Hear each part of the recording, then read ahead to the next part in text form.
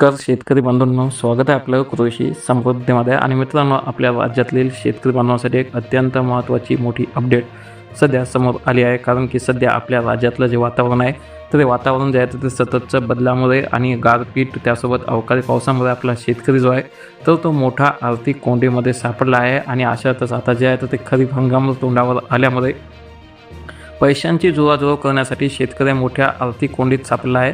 आणि यामध्ये आता शेतकरी बांधवांना दिलासा देणारी एक अत्यंत महत्त्वाची बातमी समोर आली आहे. आणि तीच बातमी आपण आजच्या या व्हिडिओच्या माध्यमातून संपूर्णपणे सविस्तरपणे पाहणार आहोत. परंतु त्या अगोदर जर चॅनलवर नवीन असाल तर ताबडतोब आत्ताच्या आत्ता चॅनलला सबस्क्राईब करून सोबतचं बेल आयकॉन दाबायला अजिबात विसरू नका.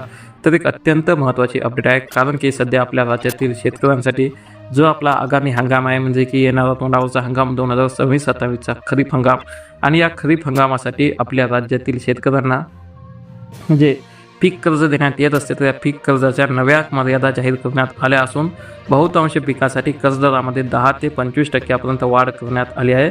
आणि आजच्या व्हिडिओच्या माध्यमातून आपण खास करून आपल्या राज्यातील कापूस आणि सोयाबीन उत्पादक शेतकऱ्यांसाठी किती वाढ करण्यात आली आहे हे पाहणार आहोत. परंतु सध्या आपल्या राज्यातील शेतकऱ्यांसाठी जो आपला 2026-27चा हंगाम आहे, त्यामध्ये जे काही नवीन मर्यादा नवीन दर जाहीर करण्यात आलेले आहेत, तर ते जवळपास 10 ते 25% वाढलेले आहेत.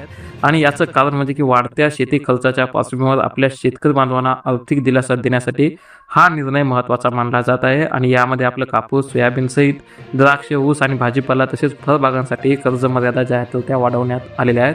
आणि यंदाचं जे कर्ज वाटप आहे तर त्यामध्ये सुद्धा म्हणजे की एकूण कर्ज मर्यादेमध्ये वाढ करण्यात आली असून कर्जाच्या जे वाटप असते तर त्या वाटपामध्ये सुद्धा वाढ करण्यात आली असून ही मूळ व्याज जी आहे ती कर्ज रकमेवर आधारित नसून त्यामुळे शेतकऱ्यांना अधिक निधी उपलब्ध होणार आहे. आणि त्यामध्ये शेतकऱ्यांचं खत असेल, बियाणं असेल, मजुरी असेल आणि इतर इनपुट खर्च वाढल्याने आवश्यक ठरले आहे. आणि आपल्या राज्यातील जे काही आपले प्रमुख पिकं आहेत, ज्यामध्ये पाहू शकता कापूस असेल तर आपल्या ओलितीखाली जर काही कापूस असेल तर त्या ओलितीखाली असलेल्या कापसाला हेक्टरी 78,750 रुपये, आणि कापूस जे कोरडवाहू असेल तर कोरडवाहूला 63,000 रुपये प्रति हेक्टर, आणि जे आपलं सोयाबीन आहे ते सोयाबीनसाठी 68,200 रुपये प्रति हेक्टर ही मर्यादा लक्षात घेऊन बँका पीक कर्ज वाटप जे आहे तर त्या करणार आहेत.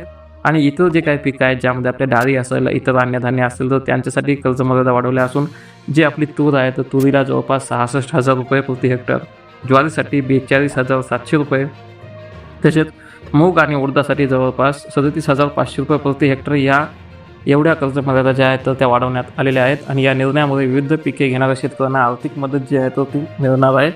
आणि ज्या काही फळबागा असतील त्यांच्यासाठी सुद्धा हा गुंतवणुकीचा भाग असल्याने त्यांच्या देखभालीसाठी सुद्धा मोठा खर्च येतो. आणि यासाठी सध्या सरकारने विशेष तरतूद केली आहे, ज्यामध्ये संत्रा असेल, मोसंबी असेल, आंबा असेल, द्राक्षे, डाळिंब, केळी यासारख्या ज्या काही बागा आहेत तर त्यांना सुद्धा प्रति हेक्टरी 2.25 ते 2.5 लाखापर्यंत कर्ज मर्यादा निश्चित केली आहे.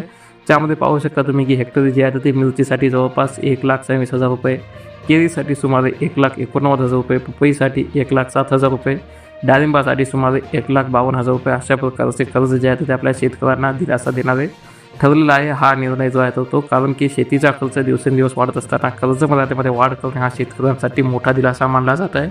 आणि योग्य वेळी कर्ज उपलब्ध झाल्यास शेतकऱ्यांना वेळेवर पेरणी आणि इतर कामे जे आहेत ते करू शकणार आहेत. त्यामुळे आपल्या शेतकऱ्यांसाठी एक अत्यंत महत्त्वाची अपडेट आहे. तर आपल्या जास्तीत जास्त शेतकरी बांधवांना नक्की हा व्हिडिओ ही माहिती अपडेट शेअर करा. चॅनलवर जर नवीन असाल नक्की सबस्क्राईब करा. धन्यवाद.